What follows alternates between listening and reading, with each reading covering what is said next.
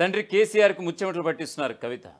తనను గెంటేసినటువంటి పార్టీపై పగ తీర్చుకునేందుకు కవిత సిద్ధమయ్యారా అని అంటే గనక ఎస్, జూబ్లీహిల్స్ బైపోల్ వేదికగా అదే జరగబోతుందా అని అంటే గనక అవును. జూబ్లీహిల్స్ బైపోల్లో ఇప్పుడు జాగృతి అనేటువంటి ఒక స్వచ్ఛంద సంస్థ నిన్న మొన్నటి వరకు, కాకపోతే ఇప్పుడు అది పార్టీ రూపంలో రూపాంతరం చెందుతుందని కవిత వర్గీయులు చెప్తున్నారు. సో కవిత పార్టీ అభ్యర్థి ఎవరు అనేటువంటిది ఇప్పుడు సర్వత్రా ఇప్పుడు చర్చనీయాంశంగా మారిపోయింది.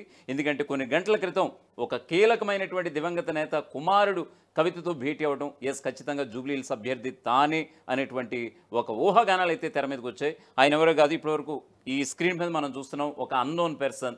సో అన్నోన్ పర్సన్ ఎవరో కాదు, పీజేఆర్ తనయుడు, దివంగత నేత పీజేఆర్ తనయుడు విష్ణువర్ధన్ రెడ్డి. ఈ పేరు చాలా ప్రముఖంగా వినిపిస్తోంది ఇప్పుడు. సో ఈ క్రమంలో కవిత జాగృతి బరిలో, ఖచ్చితంగా జూబ్లీహిల్స్ బైపోల్ బరిలో కవిత జాగృతి అధ్యక్షురాలుగా ఉన్నటువంటి కవిత తన అభ్యర్థిని పీజేఆర్ తనయుడు విష్ణువర్ధన్ రెడ్డి పేరుని ప్రకటించినట్లుగా తెలుస్తోంది. సో దీనికి సంబంధించి అయితే అధికారికంగా సమాచారం రావాల్సి ఉంది.